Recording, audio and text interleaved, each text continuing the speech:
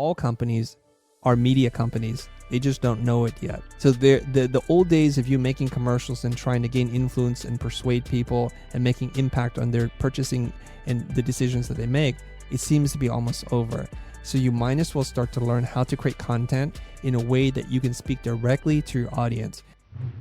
Welcome back to the Think Media Podcast. I'm so fired up for today's episode where we're going to be talking about how to grow your YouTube channel, YouTube Shorts, and learning from Chris Do. Now, if you're just meeting Chris, he's an Emmy award-winning designer, director, CEO, and chief strategist of Blind, and the founder of the Futur. I mean, we're talking over 1.5 million subscribers on YouTube, 12 million views a month on their channel right now, uploading videos daily, but also just a real businessman, a real entrepreneur, a real creative entrepreneur that has wisdom from every stage of the journey, building a company, building social media influence, helping and impacting people, coaching people. And I'm super honored to have Chris on the show today. Chris, how's it going?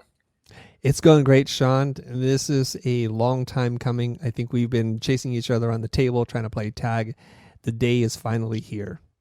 It is. And I'm super pumped to have you on the podcast today and grateful for the impact that you're making in the world. What you do is really powerful. And the Futur specifically is such a powerful brand, business, YouTube channel. It's a lot more than a YouTube channel. If people are just hearing about that, paint the picture of what you guys do on YouTube, but maybe start with like the vision of the company itself and what you guys are up to. Sure. Thanks for teeing that up. Our mission is very clear, which is to teach 1 billion people how to make a living doing what they love. And this is really critical to me because I now identify myself more as a teacher, and the entrepreneurship is just kind of the icing on the cake. I'm really trying to make a difference in the world. I taught at Art Center for 15 years, teaching sequential design, graphic design, motion graphics, and directing. But the problem with that is, as much as I love that experience, it wasn't scalable, and it was very limited to people who could afford to go to this school, to live in Los Angeles, and that meant a very small group of people. So I had this hypothesis: could we teach this same stuff virtually at scale, one to many? And it took a little while to find the rhythm, to kind of understand how you teach online. And I just want to tip my hat to you, watching some of your videos, figuring out like, God, this guy's smooth. He is so smooth on camera and he delivers so succinctly. I had to learn from that. And once I did, I started to find a rhythm and to build an audience. Man, so powerful. And I love the vision. Teach 1 billion people how to make a living doing what they love. And one of the vehicles you have chosen is YouTube. Why invest so heavily in YouTube back when you started? And would you recommend people lean heavily into YouTube with all the options out there today? What's the why behind YouTube? Simple answer is, in 2014, I'm a social media neophyte. I don't really understand social media. I have accounts, but I'm not really doing anything with it. And I do what most people do. You post an occasional thing that you eat, something that you do with your family, some cool place you've been to. And so I do what everybody does, and I commit the cardinal sin. And it was when I met my former business partner, Jose Caballé, who said, let's make some content on YouTube to help bring awareness to a course that we were teaching. Nobody knows who we are. Nobody understands the course. They don't even understand the problem. So reluctantly, in 2014, at the ripe old age of 42, I say yes. And in doing so, I go on this crazy journey. It transforms my life. It transforms my business. And it realigned what my purpose is. Would I recommend YouTube today to anybody? Absolutely yes. And the reason why is because of the powerful search engine. On most social platforms, the content you create is very ephemeral. It's there and then it's gone. Whereas YouTube, if you create the right kind of content, it can be evergreen. Videos that we created 3, 4, 5, 6 years ago are still being seen today. And every once in a while, we get really lucky. One of them gets rediscovered. Man, I love that. And that is one of our favorite powerful attributes of YouTube. We believe it's the only platform, or it really is one of the only platforms, where your content lives forever if you do it right. Your content is like a fine wine. It gets better with age. And as entrepreneurs, one of the most powerful things to embrace is leverage, right? We want to have a return on investment for our time. So if we can ask ourselves, what could I do today that would actually give me more time tomorrow, YouTube can be one of those powerful platforms that does that. Are you aware of how many videos you have uploaded to the channel so far? Last count, I think, is around 1,300. So it's quite a few videos. And what was the growth curve? You started investing, like you said, kind of back in 2014, but was it instant overnight success, or has it been like a snowball growing in momentum? It's more like a snowflake that takes years to turn into a little snowball. So this path has been long and it's been arduous. But one thing I would love to tell all content creators is do it for the love.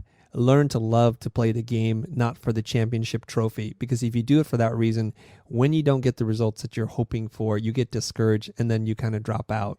So for me, more than anything, it was a journey on self-discovery about how to find my voice. As an introvert, it was very difficult to step in front of the camera. I was much more comfortable behind the camera. So learning just to do that, even being able to introduce myself and say my name and my title was a challenge at the beginning, but it's well worth it. It took us forever to get to 20,000 subscribers and 40,000, 100,000. But if you keep doing the work, you get better. You ask yourself this one or two questions. What did I do well and what could I do better? And you apply those lessons forward. Don't worry about the view count. Don't worry about the followers or subscribers. That doesn't matter right now. Just try to get better every single day, and you'll start to realize the benefits of the compound effect. What did I do well? What could I do better? Speaking of that question, looking back now, what are some things that you wish you knew when first starting? This is maybe an invitation to share some of your tips for creating content, or just practical YouTube tips that you've learned in the journey. Maybe how you even get videos done or how you optimize videos. If I knew then what I knew now, this is what I would have done differently. What are a few of those tips, Chris? The first tip would be to try to have the intentionality to make impact on people's lives. Don't go out there to pitch, to sell, to be overly entertaining. It's not a vanity project. Think about your audience, what it is that they need, and how you can help them to bridge a gap.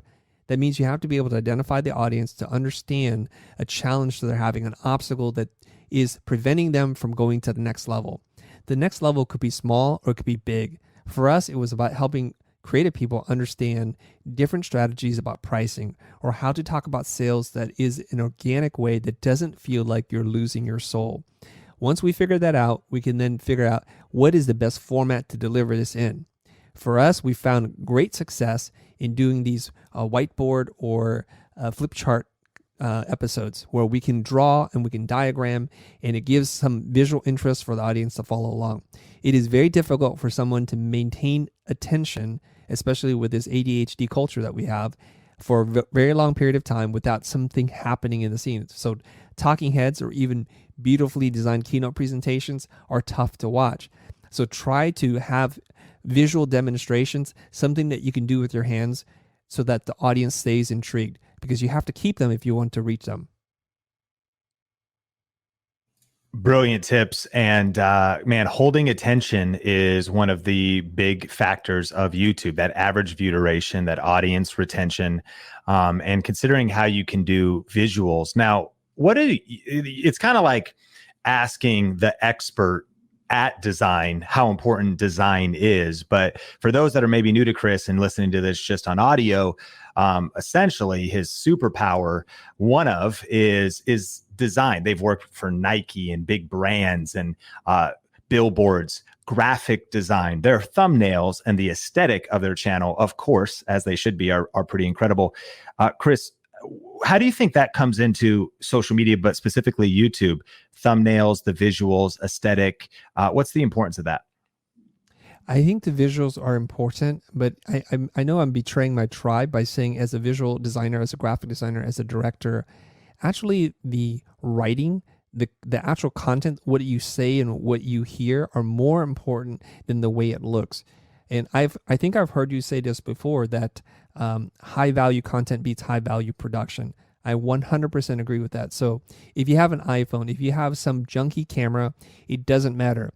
Make sure you're thinking through, planning and organizing your content in a way that's going to make the maximum amount of impact on the people who are watching this.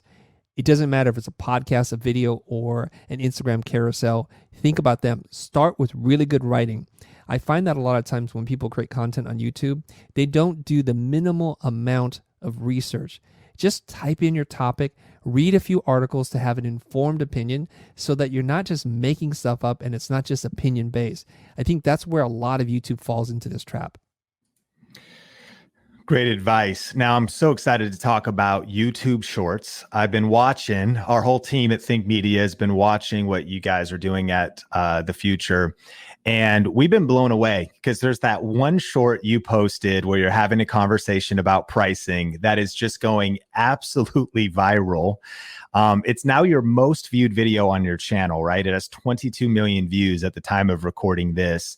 The top 3 videos on your channel, you've been doing YouTube for like 7 years plus, but the top 3 most viewed videos on your channel are YouTube Shorts, and YouTube Shorts has not been around that long. I'm curious, what have you been learning with YouTube Shorts? We could go deep on this one. How heavily are you investing in YouTube Shorts? Maybe take us through the story. Did you just start experimenting and get lucky with that video? Is there some intentionality?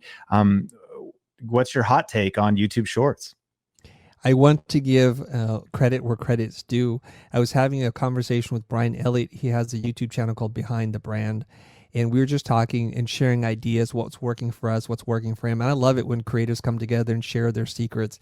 And he said, Chris, I've not taken advantage of this, but you need to get on the shorts thing. He gave me some rules, some guidelines on what to do. Immediately thereafter, I called my team. I said, guys, we got to get on the shorts thing, follow these rules, start looking at the content and cut it down. And so like, okay, how often do we need to do this? And I told them, just try to drop 1 a day. They're not that hard to do because they have to be under 1 minute long.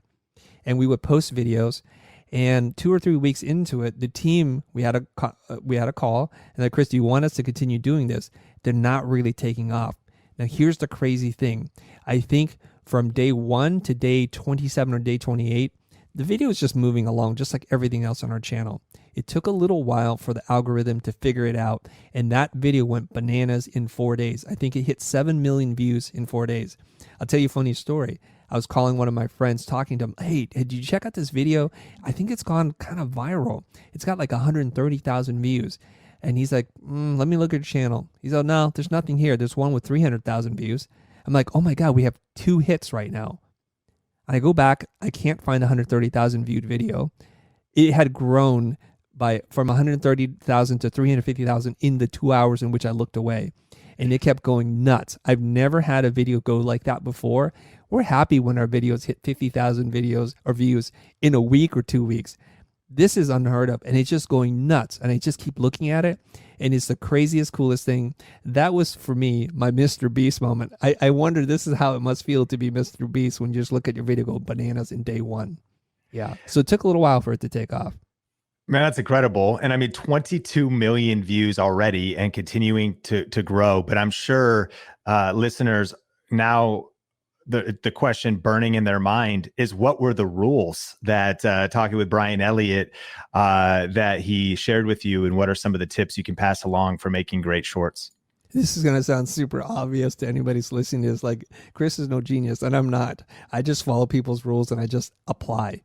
He said, make sure your video is less than a minute long, because sometimes the YouTube machine adds a little overhead to the video. And if it goes 1 frame over 1 minute, it's not going to be considered as a short. So just keep it under. So he's like 59.5 seconds, no problem. That's totally cool. He said also, you have to use the hashtag shorts and then just go at it. And that's all he said. He just do it and do it for some time, because it takes a while for the algorithm to pick it up. So what did we do? So here's some insight. If you go back into your archives and look at your highest performing videos and you look at the retention graph, it usually is a good indicator as to your editing team on what parts to pull out. Whenever you see a spike, someone's rewound it, watch it again, that's a good indication. But like many things, if you just take your hits and you make little hits out of it, there's a good chance that one of them is going to catch like fire. A couple other things I noticed about the videos that have performed really well. Usually it's me saying something a little controversial that goes against conventional wisdom. I'm going to challenge a sacred cow to get people to turn their head. and it's emotional, and people are really angry sometimes at our shorts. They see this and they're not saying very nice things. The trolls do come out, and it's actually really fun for me to read. So if you can touch a nerve and say something that challenges people's the way that they see the world, there's a good chance they're going to tune into it. Wow, that's brilliant. We like to talk about having a polarizing point of view, not just to pick a fight for picking a fight's sake, but when it's a true conviction, getting people to stop. I like that you said that. It's like trying to get people to stop the scroll, hang on that video. And you've continued now to post shorts. Do you have a current content schedule or rhythm, or are you trying to, is it set in stone or at least written down on paper or in Slack or Basecamp or somewhere that you're posting a couple full-length videos a week? Are you trying to do 7 shorts a week? What's your current rhythm? The current rhythm is we're going to drop 5 shorts a week. We generally release them at 7 a.m. Pacific Daylight Time, Monday through Friday. Every once in a while, I'm experimenting with dropping one on the weekend because we have a huge catalog of shorts to drop. So I'm just trying to figure out the right cadence. We will drop 2 longer. When I say longer, it's like 5 minutes, 10 minutes long episodes on Tuesdays and Thursdays at 7 a.m. So when we do that, the shorts get bumped down to 9 a.m. And as far as I can tell, there is no penalty on how many shorts you can drop. So right now we're going all in on the shorts. It's helping our channel to grow in subs, in views, in time watched, and also in revenue. It's very important to us. Let me put this in perspective. When I look at our subscriber graph, prior to using shorts, prior to any of this stuff happening, we're getting on average about 300 to 400 subs a day, which, you know, a couple years ago, I would be kicking and screaming and saying, this is freaking amazing. I'm so happy about this. But when the shorts hit, our subs grew by 1,500%. So we went from 300-400 subs a day to thousands of subs a day. At one point, I think we're hitting 6,000 or 7,000 subs a day and holding that over multiple days. So we're starting to smash past all of our sub goals for the year. That is absolutely unreal. So you would say, is there any scenario where you would tell a listener to not be at least considering shorts right now? And what would you tell somebody who's on the fence? Like, will it offend my current viewers? It's so different. These don't have thumbnails. They don't need thumbnails. You're a design guy. And I like that you said earlier, kind of like practicality over, the look of things, because it sort of messes up the channel aesthetic on desktop. It does. What would your advice be for people leaning into shorts when there's some hesitation there? I think, like many things, give something a try and then reserve judgment for 30 or 45 days just to see.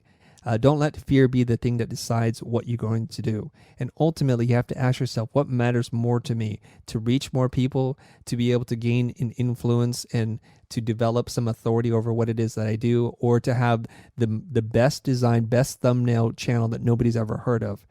And if you look at it like that, then you're going to go for the results and impact versus what it is that you want. At the end of the day, if you love a particular color and a particular typeface, but no one cares about that, then you're just saying, I'm an artist, I'm just going to do it for me. And so, yes, you're right, Sean. The thumbnails don't even get seen on mobile. And so my team was spending hours making thumbnails for shorts. And yeah, it does affect desktop, but people are not really watching shorts on desktop. They're really doing this on mobile. So at that point, I said, I would rather spend the time and energy making better shorts than I would trying to design a thumbnail. Yes, aesthetically, it's all over the place. There's weird faces that I have. I'm like, I don't even care. If it gets watched and it helps people, that's at the end of the day what matters to me. Now, you mentioned that it also has increased revenue.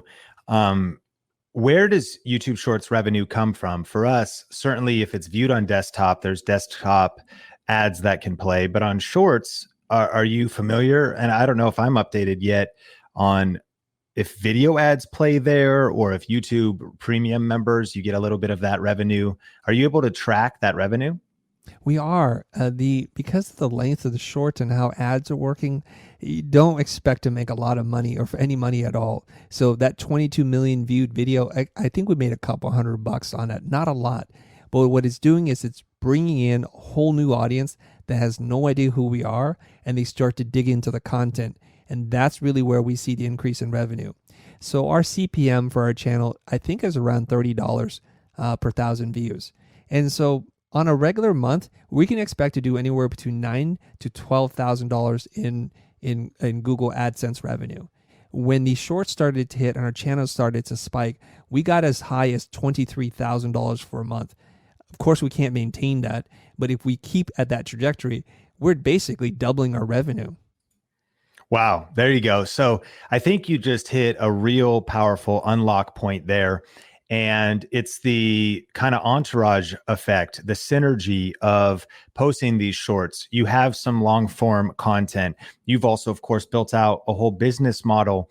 And when it comes to getting awareness, building influence, meeting people you've never met before, and 22 million views, I mean, that kind of speaks for itself. And even the long tail of that, I mean, a 10% result if someone had a breakout video would be like 2.2 million, 1% would be 200,000 views. That's a lot of exposure.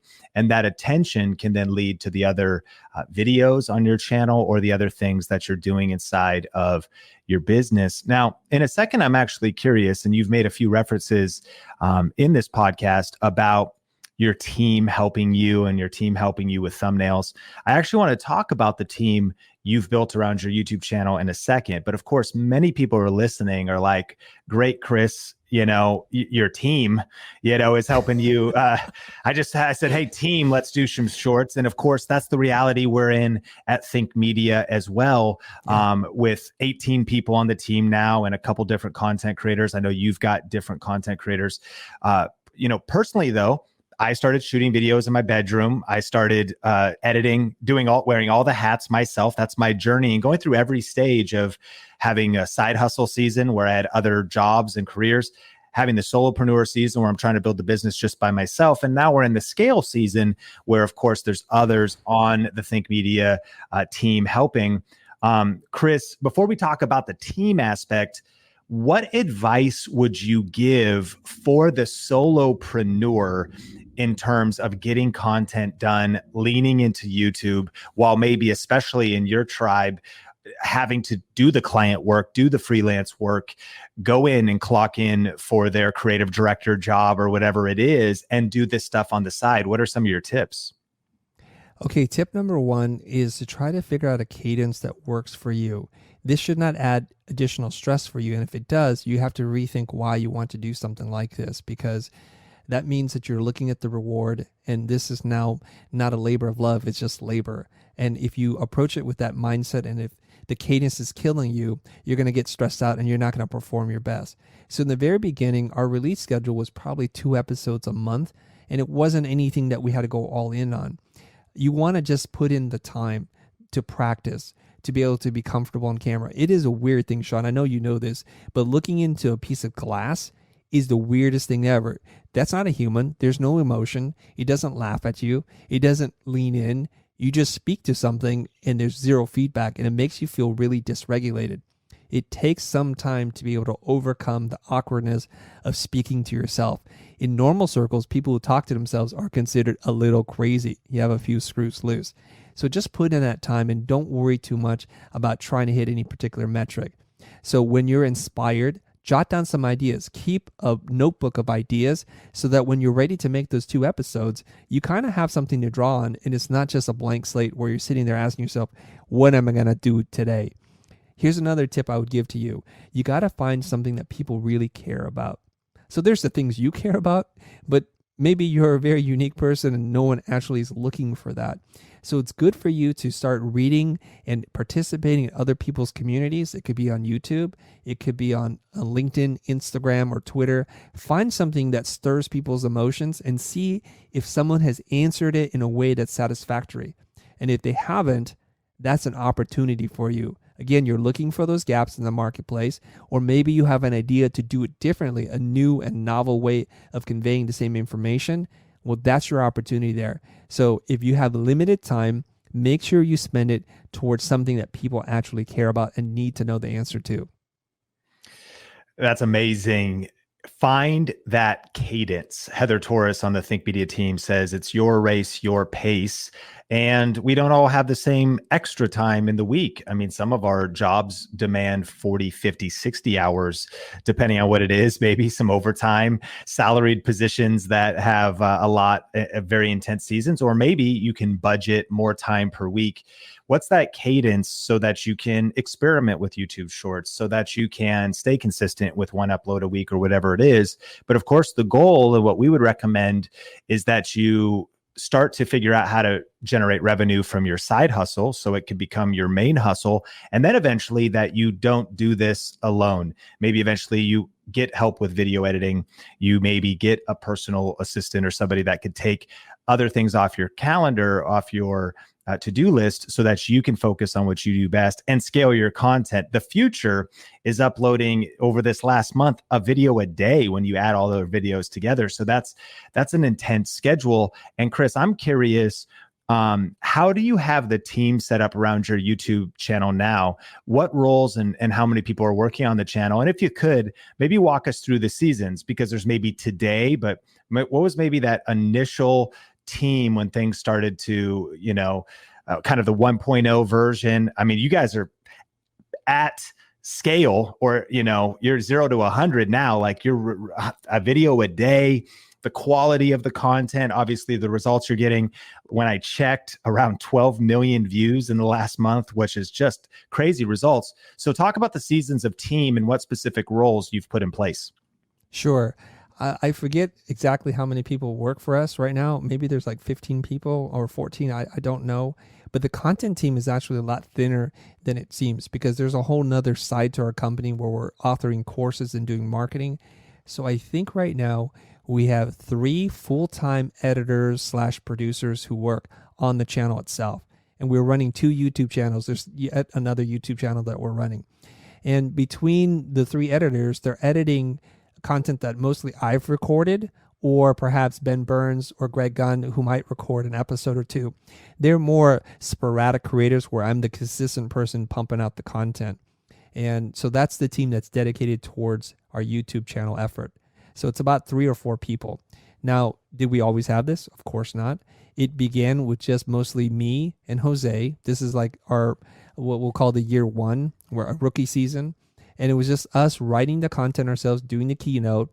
At this point, I have a production company that makes commercials, so I'm just using the equipment and the team that we already have. So I'm borrowing from Peter to pay Paul kind of thing. So it didn't cost us anything really extra. We use the space and the cameras and equipment. And so that's how we're able to subsidize the launch of the Futur. Many of you guys may be in a similar position where you're a professional videographer, or maybe you're a sound recorder, something like that. So you're going to borrow some of the tools you already have. So you're not building this up from scratch and making a huge financial investment up front. And as we continue to become successful, we started out bringing on a volunteer, somebody who really didn't have a lot of skills and wanted to learn how to create content, how to shoot, and how to edit. They're passionate. The first guy we had, his major was in finance. And so then he wanted to become a cinematographer. And so he looked at like, hey, this is a great exchange in value. I'll give you my labor. I need to learn. I need to up my game. And so we began with some volunteers, quickly moved them into paying positions, and the team starts to grow. The first person you probably want to hire or to bring on your team is someone to do the editing. Editing can take a really long time, and it takes a person to understand your tone, your style, and what's important in the content, not just technically, here's how you make an edit. Yeah, and what you said at that last part was gold. You said it takes a person that understands your style, your tone, and the nuance of editing. It's maybe not enough to just be able to edit a video. We call them shredders if they can sometimes help be a shooter, an editor, and a producer. I'm curious, out of the 3 helping now, if you were to give them one of your workshops or lectures, it's 60 minutes long, you're teaching on a whiteboard, without any direction, would they pull out the best 5 minutes here, the best 12 minutes there, and think about the hook, the angle, the title? Or is there a synergy where there is somebody that's kind of speaking into that and then they're executing on the edits? That is a real art form. And so I'm just kind of curious about, do you coach and mentor in that? Is somebody overseeing, and are you pointing people to parts, or are they pulling those parts out on their own and doing every step in the YouTube process? They're doing most of the heavy lifting. Today, I basically tell them I'm interested in doing this kind of thing. They'll ask me a few questions, and based on what I tell them, they'll know how to set it up, what cameras, where to put them, what's moving, what's operating, what's static. And they pretty much know what to do. So the minute I walk onto the set, and we have an office space, so there's multiple sets that we use, they're like, does this look good to you? And they know I'll be wearing a cap, and they want to make sure the reflections aren't going to be a problem. So they figured out most of that. I might arrive on set and make one or two small adjustments, but then we just get going. And so they'll shoot and everything is good. One person's live cutting, usually we're live streaming, and they'll use that and export the EDL and then make the longer form, like better looking cut based on that EDL. So we're trying to do as much work up front and being smart about how we do things when possible. And what they'll do is they'll cut the video together. There's an internal review process using Frame.io, and the editors will look at it, they'll comment. They now at this point know exactly what it is that I'm looking for and how I want to do things, so I have very little involvement. Then it gets uploaded to the channel, and this is like the first time I'll see it. I will figure out what the actual title is. They'll do their best to try to come up with a title, fill in all the descriptions and the links and all that kind of stuff. That's all done automatically. And then what I do is I design the thumbnail, I tweak the title, make sure it's something that people can find, and then I figure out when it's going to be released. Now the shorts are all automated. They figured out the cadence. They know exactly which episodes to drop. I may make a tweak to the schedule here and there, but other than that, it goes on autopilot. Man, a couple questions out of there. One, you do the title and the thumbnail more or less. That's essentially the big idea. That's the hook. That's the kind of marketing angle. That's the get attention angle. Is there a reason why? I mean, we understand the value of that. Do you maintain kind of creative control there because it's an art form, because of the level of study you've done? And is that, yeah, what's kind of your vision behind being that final piece, and how important is that title and thumbnail that you take that stage? I think the title and thumbnail is everything. If you don't title it properly, the world's best video is not going to be seen. And what I do is I'm a very much a data-driven person. So when a video drops and it's not hitting the numbers that I think it should be hitting, I look into the numbers. What is it called? Not the retention. It's called impression click-through rate, and that's really important. So when that's not working, I think something wrong with the thumbnail, something wrong with the title, and I'm making adjustments in real time.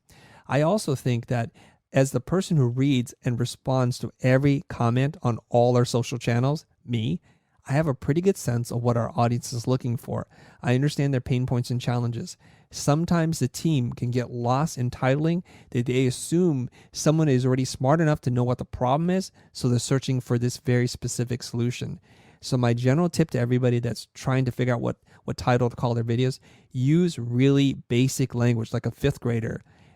Dumb it down a little bit, because people who don't know the answer don't know the terminology. So make it simple, make it intuitive, and make sure you're checking this against what people are searching for to make sure that this is really what they're looking for. Amazing advice. Secondly, to that, what you just shared a moment back around the process of even the shorts being published, I'm curious, that 23 million viewed short now is titled "Why Charging by the Hour Doesn't Make Sense." And I'm curious, was that picked out by your team? And was it just a moment that maybe was going to be solid? Did you expect it to go viral, if you will? I guess what I'm asking is, did you architect that moment being turned into a short, or was it just one of many and that one happened to pop off? I don't remember, because the process is so fluid, Sean. I'm going to just assume my team came up with that title. Usually what I do is I read the titles and I think to myself, if I'm an average person looking for a solution, is this what I would be typing in? And every once in a while they get a little too tricky with the titling, and I'll just change it. Because it's phrased in a way that I don't think anybody would type in to Google. I think you guys did a video on your channel about autofilling and just typing in things and seeing what people are typing in. And it's not always the language that you think it is. And I had a feeling that this video was going to do well because of a couple of things. It was cut down from already our most popular video, our most widely viewed video. So there's a good chance if we don't screw it up, it's going to be seen again. But I think the way this video was created was one of my editors grabbed some clips and dropped it on TikTok. And seeing how that performed, a different editor grabbed those same clips and brought them together, glued them back together to make a minute-long thing. So there's a lot of testing going on here behind the scenes that's done more of it on an intuitive level. Take your popular video, drop it somewhere else. It's working. Take those videos back, glue them together, and repurpose it. And there's a good chance it's going to be a hit. You know how people like bacon and they like certain things like truffle oil? It's like if you know people like this, you put it in your sandwich, they're going to like it. It's kind of like that. That's some Think Media podcast gold. What's the most popular video on your channel? That's already proven.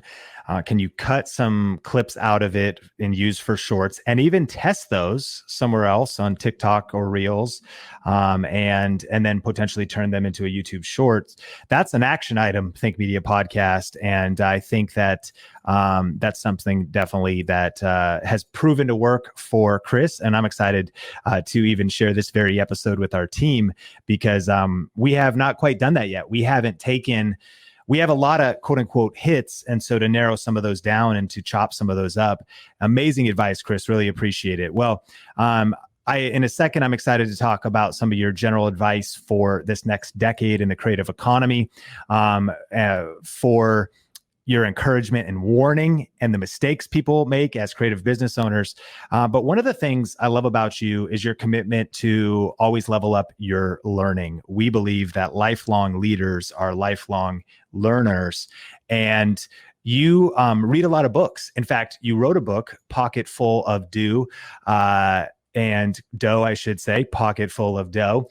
And people could get that. We'll put that in the show notes as well. You could tell us a little bit about that. But I'm curious, what books do you recommend for creatives and entrepreneurs that would help them specifically with online marketing and YouTube growth specifically? Okay. I would recommend a couple of marketing books because we're in the marketing space. I think you can't go wrong by picking up a Seth Godin book. I loved This Is Marketing and Permission Marketing and All Marketers Are Liars. Those are three really good books. You don't need to read all of them, but those are pretty good. A lot of people like Alan Dibb's book, The One-Page Marketing Plan, because it puts together a step-by-step process, and people like that. Some people like Donald Miller's book, Story Brand, and any books around storytelling or branding. Right now I'm finishing up Kendra Hall's book, Stories That Stick. Wonderful book about how to tell stories, and she's an amazing, gifted storyteller, and it's very practical and pragmatic.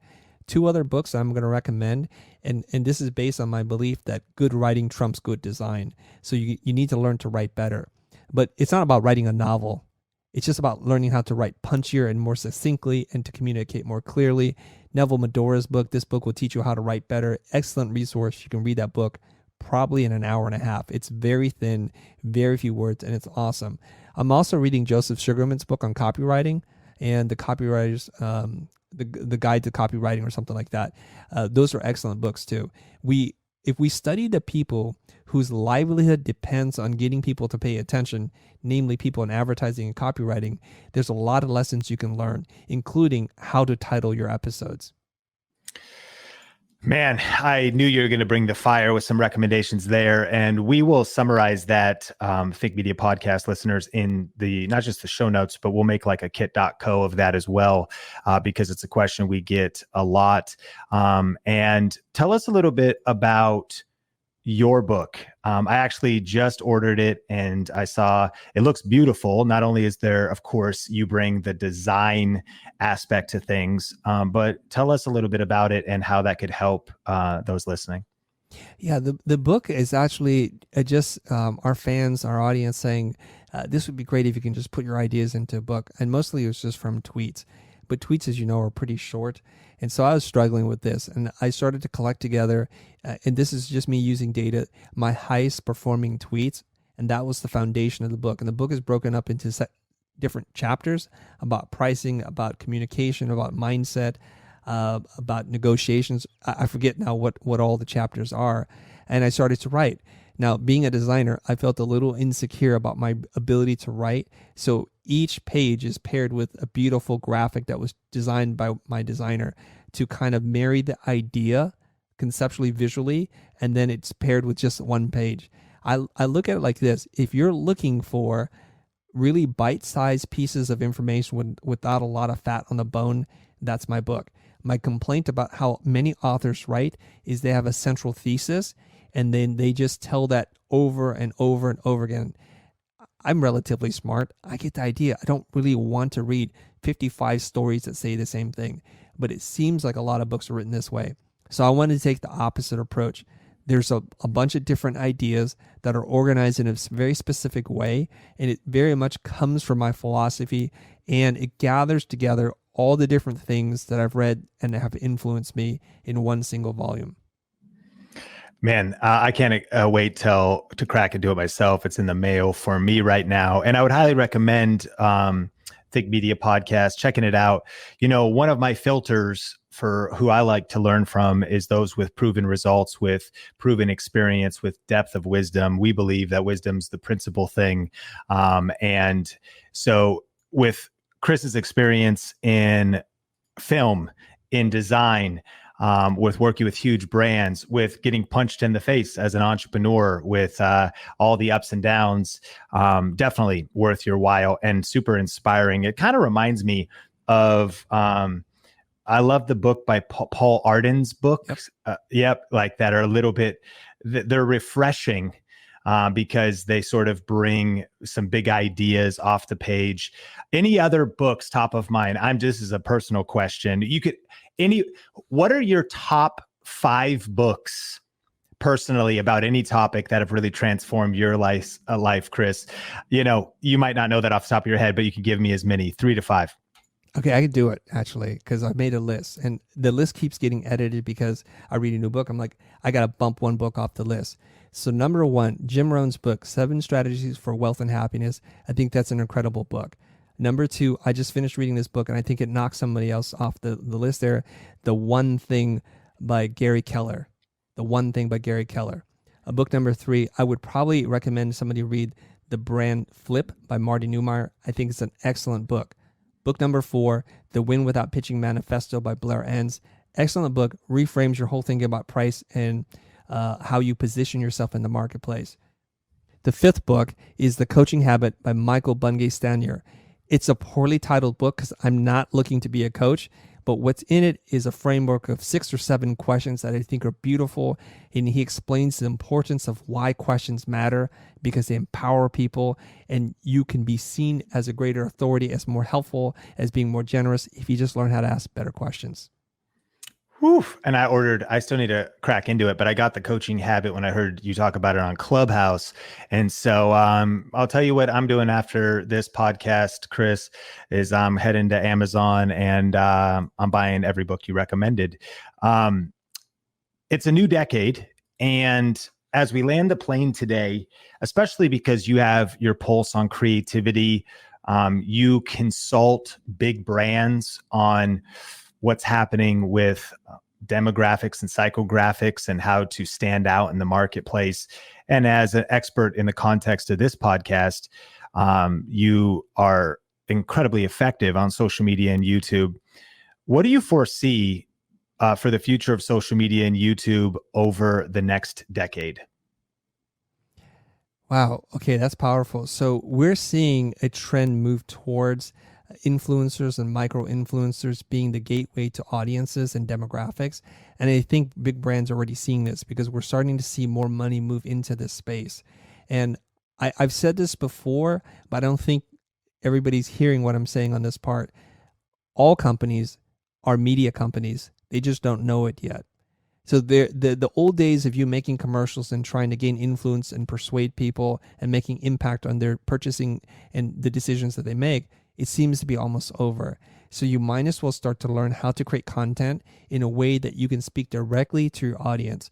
And we really believe in this. This is a biased opinion. I'm just going to throw this out there, that if you want to sell to more people, you have to learn how to be a better educator. You have to teach people about your products or services. If you're a nonprofit, you need to teach them about the impact that you're making in the world, the difference that you're creating. And I think that's what really matters. So everyone that is a company, whether you're a service or product-based company, you need to learn how to tell better stories. You need to understand how these platforms work and create content natively on each platform. You don't need to dominate all of them, just a handful.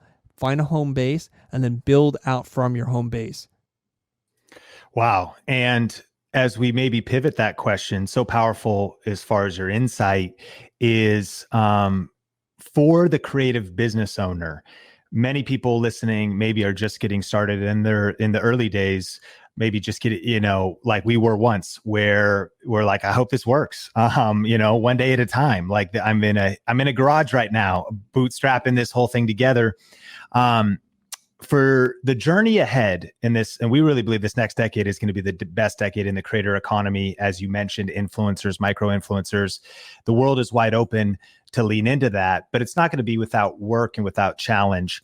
What encouragement, warnings, or advice would you give creative business owners for the journey ahead?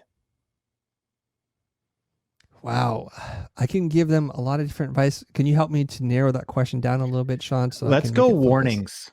What kind of warnings that maybe you've had to overcome that caused you to lose profit, lose time, get distracted?